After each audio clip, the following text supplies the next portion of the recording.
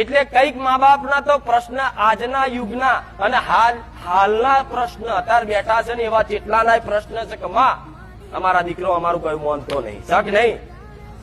કઈક માયો ન હશે, કઈક બાપ ન હશે કે અમારો દીકરો અમારું કયું માનતો, અમારી વહુ અમારું કયું માનતી, કોઈ કે છે અમારી દીકરી અમારું કયું માનતી નહીં. ચલો દીકરો તો કદાચ રખડતો હોય અને એ ના માને તો બરોબર છે, પણ આજકાલની દીકરીઓ તમારા મા બાપનું કયું માનતી નહીં. કે ને કે દીકરી આવું નહીં પહેરવાનું, તો કે ના આ તો જમાનો છે, આવું પહેરવું જ પડશે.